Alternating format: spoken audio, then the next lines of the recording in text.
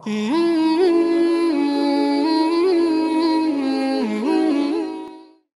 নানুতুবি রাহমাতুল্লাহি আলাইহি ব্রিটিশ বেরিয়ারা তার ভয়ে প্রস্তাব করে গেল, আরে বাবারা তোমরা কারা এখানে? এরা কোথেকে আসছে? এই যে বুঝতে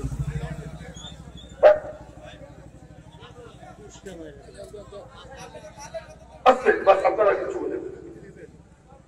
এই ছেলেগুলো এরা দেখতেছে এখানে কোরআন হাদিসের আলোচনা, এখানে হুন্ডে চালায় এটা বেয়াদব গুলো কোন টাকা।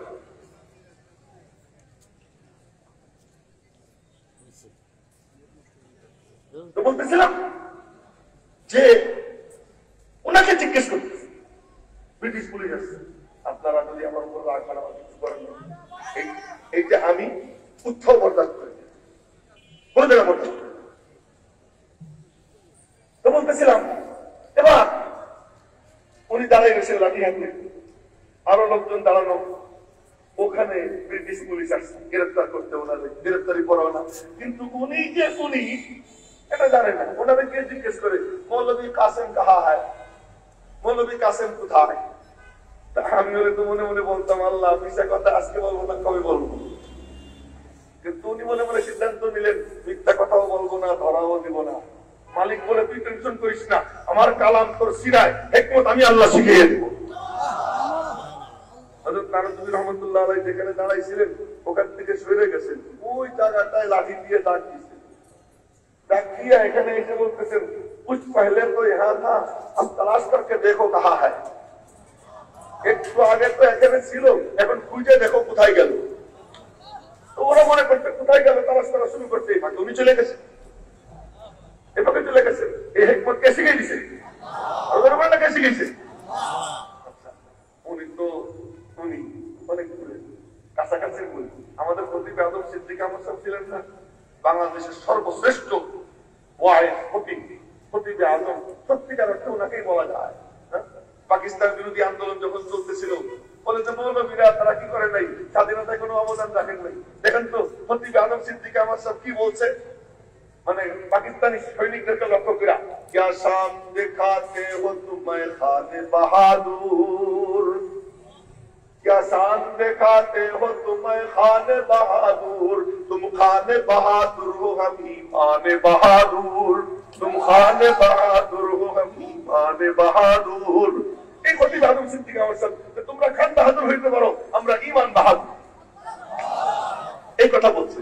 এই খতিব আজম সিদ্দিক আহমদ সাহেব ওনার বন্ধু ছিল, ক্লাস ফ্রেন্ড, উনি যেমন আমার ক্লাস ফ্রেন্ড, ওনার ক্লাস ফ্রেন্ড ছিল আব্দুল আজিজ সাহেব।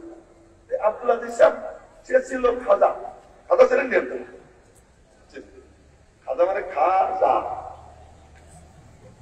খাজা মানে কি খাজা, আর কিছু করা লাগবে এলো কি খাজা, আরেকটা হলো খাজা, ওই খাজা খুব দামি, আর আমাদের জামানায় যা এগুলো খাজা, এগুলো খাজা না, এগুলো কি খাজা। আচ্ছা যাই হোক, ওই খাজা ওই বেদাতি ছিল আর কি আব্দুল আজিজ। একদিন কথায় কথা বলে কি সিদ্দিক তুই গু খাওয়াইয়ার ফুয়া, গু খাওয়াইয়ার ফুয়া মানে কি? গু খাওয়াইয়ার পোলা। খতিব আজম সিদ্দিক আহমদ সাহেব কয় চিনি খাওয়াইয়ার ফুয়া, সাথে সাথে বলছেন তুই চিনি খাওয়াইয়ার পোলা। তখন সবাই বলতে হুজুর ও আপনারে কয় গু খাওয়াইয়া, আপনি বলেন চিনি খাওয়াইয়া।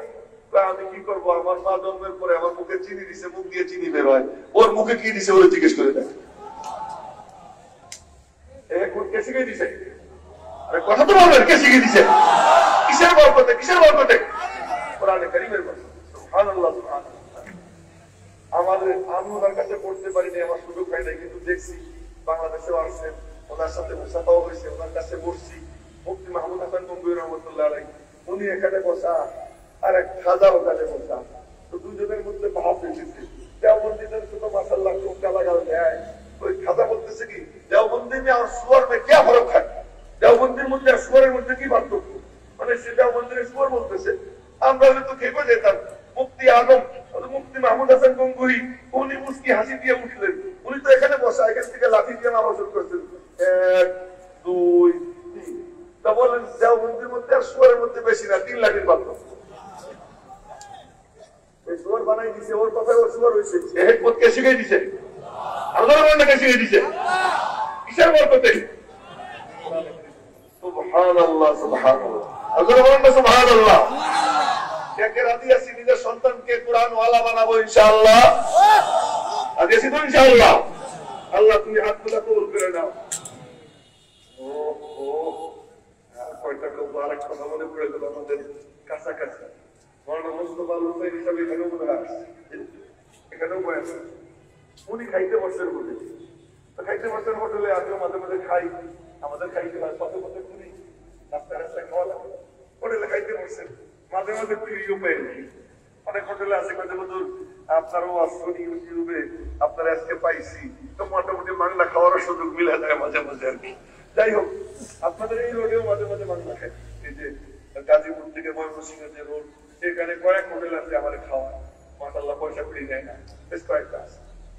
তো মুস্তাফা আল হুসাইন সাহেব রহমাতুল্লাহ আলাইহি হোটেলে খাইতে বসেন, তো খাইতেছেন, চাইটা চুইটা পরিষ্কার করে খাওয়া সুন্নাত।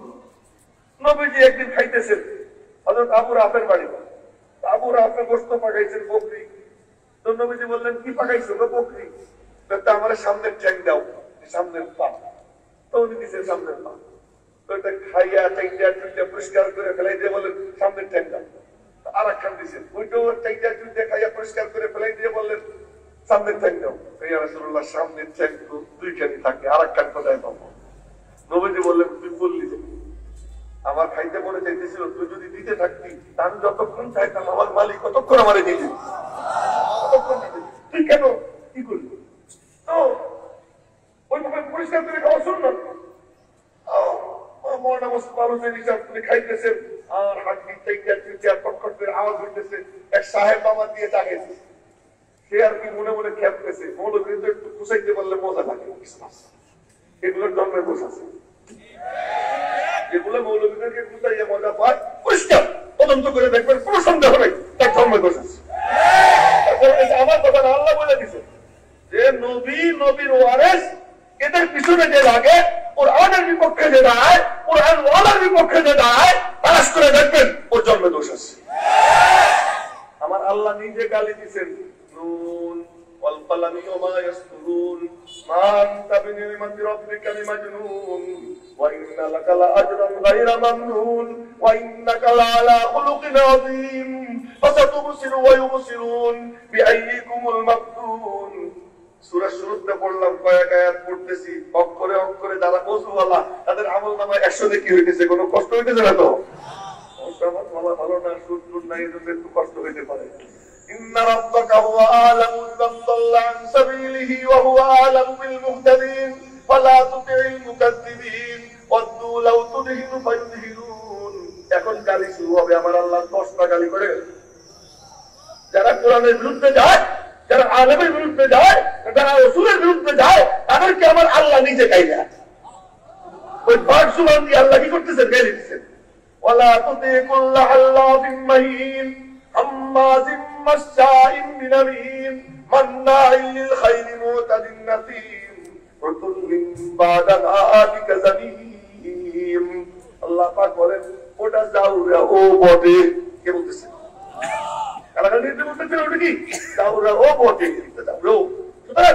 কোরআনের বিরুদ্ধে যে লাগবে তদন্ত করে দেখবেন তার জন্মে দোষ আছে। তো ওই সাহেব আমার দিয়ে তাকে কিন্তু মৌলবীর একটু বেইজ্জত করার জন্য বলতেছে, হুজুর আপনাদের এলাকার কুত্তে কি খায়? হুজুরের কুত্তে বানাবে, আপনাদের এলাকার কুত্তে কি খায়? হুজুর দেখলেন যে ও বাবা দিয়ে চা খাইতেছে, বললেন আমাদের এলাকার কুত্তে বাবা দিয়ে চা খায়।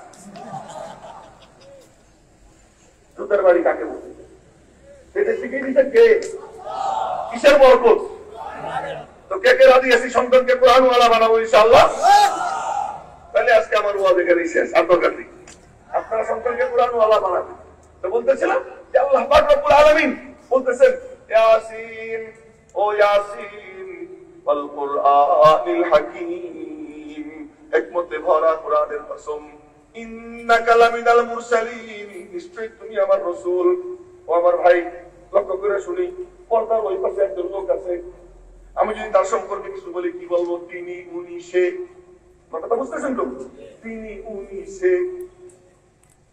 তখন সামনে এসে যাবে বলে আরে আপনি, নামাজে দাঁড়াই আমরা কি বলি? আলহামদুলিল্লাহি রাব্বিল আলামিন। সব প্রশংসা আল্লাহর, রব্বুল আলামিন, যিনি রহমান, যিনি রহিম, যিনি বিনিময়ের দিবসের মালিক। ব্যাখ্যা করার সময় নেই। যিনি যিনি যিনি বলতে বলতে মালিক বলতেছেন এ আহম্মু, আর যিনি যিনি বলিস না, পর্দা সরিয়ে দিছি, আমি মাওলার সামনে হাজির হয়ে গেছি, এবার তুমি কহ, আপনি কহ।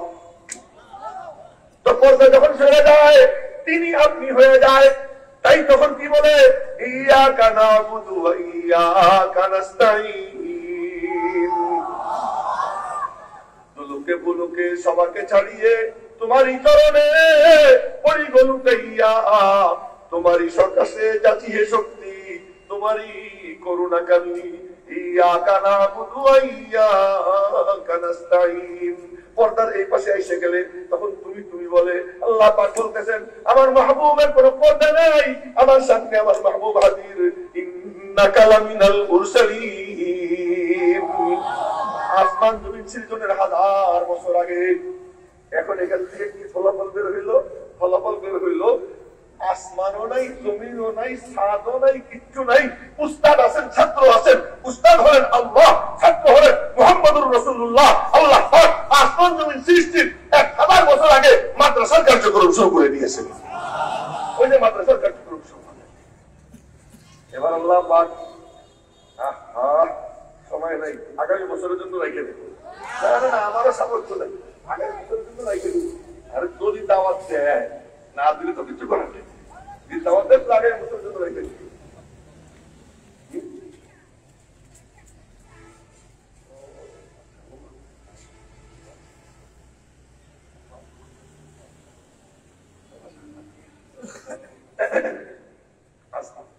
তো ওই যে মাদ্রাসা শুরু হয়, এ উঠবেন না কেউ।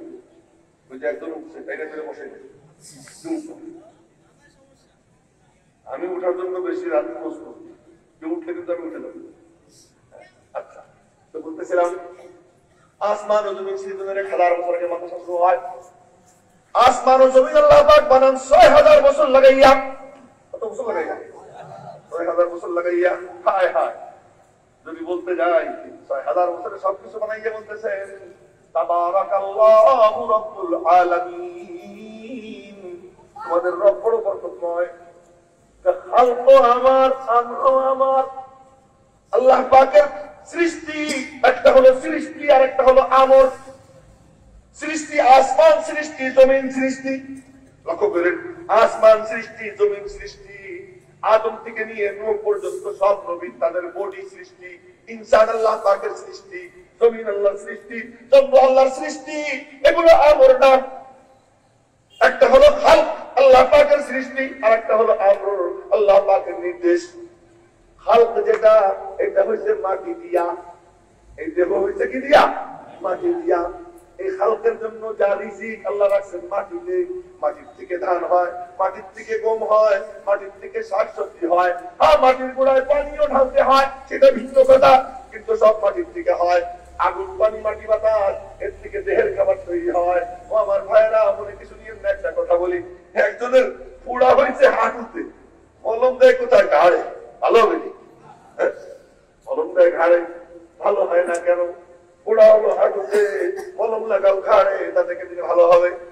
সারা দুনিয়ার মানুষ হাউমাউ করে চিল্লায় শান্তি চাই, শান্তি চাই, স্বস্তি চাই, স্বস্তি চাই, নিরাপত্তা চাই, নিরাপত্তা চাই। খোদার কসম খেয়ে বলছি, প্রেসিডেন্ট থেকে নিয়ে পিয়ন পর্যন্ত, প্রধানমন্ত্রী, এমপি, যত মন্ত্রী আছে, যত প্রশাসনিক কর্মকর্তারা আছে, সকলকে উদাত্ত আহ্বান জানাইয়ে বলতেছি, লক্ষ্য করুন, আমাদের বডি এটা আল্লাহ পাকের সৃষ্টি, এটা খালক, এটা কিন্তু আল্লাহর আমর না। এই জন্য বডির খাবার আল্লাহ পাক রাখছেন মাটির মধ্যে। এখন তোমার মনের মধ্যে দাও দাও করে আগুন জ্বলে, ওই আগুন নিবানোর জন্য তুমি কোথায় যাও? একটু ঘুরে আসি পার্কে। এখানে কি একটা পার্ক আছে? সাফারি পার্ক না? সাফারি পার্ক, পার্কে গিয়ে ঘুরে আসি। পার্কে কতক্ষণ ঘুরে আসে, দেখে না না না কিছুই হয় না। কক্সবাজারে যায়, কিছুই হয় না। সিঙ্গাপুরে যায়, কিছুই হয় না। আমেরিকায় যায়, কিছুই হয় না। ঘুরতেই থাকে, ঘুরতেই থাকে, কোটি কোটি টাকা খরচ করে, কিন্তু শান্তি পায় না। আমার মালিক বলতেছে না, আহম্মকের দল, ওই ঘুরে কি লাভ? তোর অসুখ কোথায়? আগে সেইটা জানার চেষ্টা কর। তোর অশান্তি আগুন চলতেছে তোর কলবে। ওই যে রূহ, এইটা রূহ আমার সৃষ্টি না, ওই ওইটা আমার আমল। সুতরাং দেহের খাবার যেমন মাটির মধ্যে পাওয়া যায়, মাটির থেকে দেহ তৈরি, আর আল্লাহ পাক ভিতরে যে রূহ দিবেন, ওই রূহ আল্লাহ পাকের আমল, আল্লাহর নির্দেশ। রূহের খাবার আল্লাহ পাক তার নির্দেশের মধ্যে রেখে দিয়েছেন। আল্লাহ নির্দেশ মানলে রূহ শান্তি পায়। নামাজ আল্লাহ পড়তে বলছেন, নামাজ পড়ো, নামাজ পড়লে রূহ শান্তি পায়। সুবহানাল্লাহ, সুবহানাল্লাহ। নামাজ পড়লে রূহ শান্তি পায়, রোজা রাখলে রূহ শান্তি পায়, তার ভিতরে একটা শান্তি আছে। এজন্য আমার মালিক বলেন, আলা বিযিকরিল্লাহ তাতমাইন্নুল কুলুব। যখন জিকির করে কোরআনে কারীমের তিলাওয়াত করে, নামাজ যখন পড়ে, তখন তার দিলের মধ্যে শান্তি আসে। তো তোমার আগুন জ্বলে কলবে, খাও তুমি বডিরে, তোমার ব্যথা হলো হাঁটুতে, মলম লাগাও ঘাড়ে, ও দিয়ে কোনো কাম হবে না। ভালো করে শোনো, আল্লাহ পাক রব্বুল আলামিন সৃষ্টি এই মানুষের মধ্যে আল্লাহ পাক রূহ দিয়েছেন। সেই রূহ কি? ওয়ায়াসালুনাকা আনির রূহ কুলির রূহু মিন আমরি রাব্বি। রূহ সম্পর্কে জিজ্ঞাসা করে, তুমি বলে দাও রূহ হলো আল্লাহ পাকের আমর। এই আল্লাহ পাকের আমরকে যদি শান্তি দিতে হয়, এই শান্তি দেওয়ার জন্য আল্লাহ পাক সমস্ত নবীদেরকে পাঠাইছেন। বলেন না আল্লাহু আকবার। সমস্ত নবীদেরকে পাঠাইছেন, নবীদেরকে পাঠাইয়া পরিবেশ তৈরি করিয়া সর্বশেষ আমার নবীকে আল্লাহ পাক পাঠাইছেন। সবাইকে দিয়েছেন আল্লাহ তাআলা কিতাব, নবীজিকে দিয়েছেন কালাম। বলেন না আল্লাহু আকবার। সকলকে দিয়েছেন কিতাবুল্লাহ, আল্লাহর হুকুমে লেখা পুস্তিকা বই। কিন্তু আল্লাহ পাক নবীজিকে দিয়েছেন কালামুল্লাহ। দোস্ত, তোমার কিতাবুল্লাহ শুধু দিব না, আমার কুদরতি জুবান দিয়ে পড়িয়া আমি তোমাকে দান করব। এজন্য বুখারী শরীফের হাদিস, সেখানে বলে এই কোরআনে কারীমের আয়াত, ফাইদা করানাহু, এরপরে আহইয়ানান ইয়াতি মিসলা সালসালাতিল জারাস। ইমাম বুখারী বলে এই ঘন্টির আওয়াজ, এটা জিবরাইলের আওয়াজ না, তারপরেরও আওয়াজ না, একটা ঘন্টির আওয়াজ, এটা মালিকের কুদরতি আওয়াজ। তো নবীজি যখন ওই জিবরাইল আসতো, আল্লাহ পাকের আওয়াজ শুনতে পেতেন, আল্লাহ পাকের আওয়াজ শুনতে পেতেন। আল্লাহ পাক নিজে তিলাওয়াত করে প্রাণ দান করেছেন, এই কিতাব দান করে বলতেছেন, এইবার নাও। এবার শুনে কি আয়াত পড়ছিলাম, এই আয়াতের তর্জমা করে বিলাই দেব। আল্লাহ পাক বলতেছেন, ইয়া আইয়ুহান নাস, ও লোক সকল, কদ জাআতকুম মাউইযাতুম মির রাব্বিকুম, এসে গেছে তোমাদের রবের পক্ষ থেকে মাউইযা। মাউইযা মানে নসিহতনামা। এবার আমি দৃষ্টান্ত দেই, এই যে জমিন, এই জমিনে কিছু বুনতে হবে, বলে কি করো? হাল চাষ করো। হাল চাষ করলে কি হবে? বিনা কাইসা জানেন আপনারা, দুবলা ঘাস, দুবলা ঘাস, বিনা কাইসা, আগাছা পরগাছা, লাঙ্গুর দিয়ে যখন চাষ করা হয়, সবকিছু উগলে উগলে জমিন বমি করে দেয়, বের করে দেয়। রব্বুল আলামিন বলেন, আমি দিয়ে দিলাম কোরআন, এটা মাউইযা, এটা শোনো, এটা পড়ো। এই শোনা এবং পড়ার বরকতে আল্লাহ পাক তোমার দিলকে উর্বর বানাইয়ে দিবেন, তোমার কলবকে নরম বানাইয়ে দিবেন। কলব যখন নরম হবে, ওয়াশিফাউন লিমা ফিস সুদূর, তোমার অন্তরে যত আবর্জনা আছে, ময়লা আছে, হিংসা আছে, অহংকার আছে, দুনিয়ার লোভ লালসা আছে, এই কোরআনের বরকতে আল্লাহ পাক সব তোমার অন্তর থেকে বের করে দিবেন। এটা যখন বের হবে, তখন অন্তরের রুচি ভালো হবে। এবার সে মসজিদে দৌড়ে আসবে, হুজুর এটা জায়েজ না না জায়েজ, এই ব্যবসাটা করতে পারি কি পারি না। এখন তো সবাই কয় কি হুজুর দোয়া করে দেন, একটা ব্যবসা ধরছি দোয়া করে দেন। ব্যবসা কেমনে ধরলেন? ব্যাংকের থেকে লোন নিছি, 1 কোটি টাকা পাইছি, হুজুর দোয়া করে দেন। হুজুর দোয়া করে দেন, আল্লাহ ব্যবসায় বরকত দাও। ওই হুজুরের উপর আল্লাহ আনুক, ওই যে ব্যবসা করতেছে ওর উপর আল্লাহ আনুক। কেন? সুদ, যে সুদ আপাদমস্ত খারাপ, তার 70 প্রকার গুনাহ, তার সর্বনিম্ন গুনাহ হলো নিজের মায়ের সঙ্গে জিনা করা। ওই সুদ ভিত্তিক লোন নিয়া হুজুরকে বলে হুজুর দোয়া করে দেন। এরপরে হুজুর দোয়া করে দেয়, আল্লাহ তুমি ব্যবসায় বরকত দাও। এত ফাইসলামি, এত বাদরামি আল্লাহর সঙ্গে করা হয়। বলে দেখো দেখো দেখো, যখন নাকি কোরআনে কারীম ঠিকভাবে শোনে, ঠিকভাবে তেলাওয়াত করে, ঠিকভাবে বোঝে, আল্লাহ পাক দিলকে নরম কইরা, তার ভিতর থেকে আবর্জনা ময়লা বের কইরা, এরপরে তার অন্তরের মধ্যে এই জজবা পয়দা করে দেয়। আলেমের কাছে আসে, হুজুর এটা জায়েজ না না জায়েজ, এটা করব কি করব না, এটা খাবো কি খাবো না, এই কাজ করব কি করব না। ওয়াহুদা, তো প্রথম নম্বরে মাউইযা মানে হাল চাষ, 2 নম্বরে শিফাউল লিমা ফিস সুদূর, আবর্জনা পরগাছা আগাছা অন্তর থেকে বের করে, 3 নম্বরে ওয়াহুদা, এটা হেদায়েত। এ ডাইনে বললে ডাইনে যায়, পায়ে বললে পায়ে যায়, ঘুমাইতে বললে ঘুমায়, জাগতে বললে জাগে। যা করতে বলে কোরআন ওইটা অনুযায়ী চলে। বাহুদা, এই হুদার পথে যে চলে, যখন সে মরে ওই কোরআন তারে ছাড়ে না, কোরআনও তার সঙ্গে কবরে চলে যায়। কোরআন কবরে যায়, কবরে যাওয়ার পর রাহমাতুল লিল মুমিনিন, আখিরাতে গিয়ে কোরআন রহমতে পরিণত হয়ে যায়। ওই কোরআন নবীজি সিনাই নিয়া সাহাবায়ে কেরামের সিনাই দিয়ে গেছেন। এবার নবীজি বলতেছেন, এই শোনো, এই কোরআন আমার মালিক আমারে দিবেন, গিলে গিলে খাইছি। আল্লাহু আকবার। গিলে গিলে খাইছি। গিলে গিলে খাওয়ার পর নবীজি কোরআনকে হজম করেছেন, কথা বলছেন, কোরআন বের হইছে, মুস্কি হাসি দিছেন, কোরআন বের হইছে, কেঁদে দিছেন, কোরআন বের হইছে, হাসছেন, কোরআন বের হইছে, শুইছেন, কোরআন বের হইছে, ধমক দিছেন, কোরআন বের হইছে। আম্মা জান আয়েশা সিদ্দিকা বলেন, নবীজির জীবন চরিত্র জানতে চাও, কানা খুলুকুহু আল কোরআন, তিনি ছিলেন জিন্দা কোরআন, তিনি ছিলেন বাস্তব কোরআন। এবার নবীজি বলতেছেন, শোনো, তোমার রূহের খাবার কি দাও আমি দিচ্ছি। লা ইউমিনু আহাদুকুম হাত্তা ইয়াকুনা হাওয়াহু তাবআন লিমা জিতু বিহি। আমি যা বলছি, যা করছি, আমি যা দিয়ে গেলাম, যতক্ষণ পর্যন্ত তোমার জ্ঞান বিজ্ঞানকে পায়ের নিচে ফেলাইয়া আমার আদর্শকে মাথার উপরে না উঠাবা, ততক্ষণ পর্যন্ত তোমার ঈমান কমপ্লিট হবে না। ঈমান কমপ্লিট করতে হলে এই আদর্শ সিনাই নাই, ওই আদর্শের হেফাজতের মার্কাজ হলো মাদ্রাসা। ওই আদর্শ আল্লাহ পাক উলামায়ে কেরামের কাছে রেখে দিয়েছেন। যদি আমরা আমাদের দুনিয়াতে শান্তি চাই, পরকালে মুক্তি চাই, এই সম্পদ নেওয়ার জন্য উলামায়ে কেরামের সাথে সুসম্পর্ক রেখে, মাদ্রাসাগুলোর সাথে সুসম্পর্ক রেখে এই সম্পদ আমরা আমাদের সিনাই নিলে দুনিয়াতেও আমরা কামিয়াব, আখিরাতেও কামিয়াব।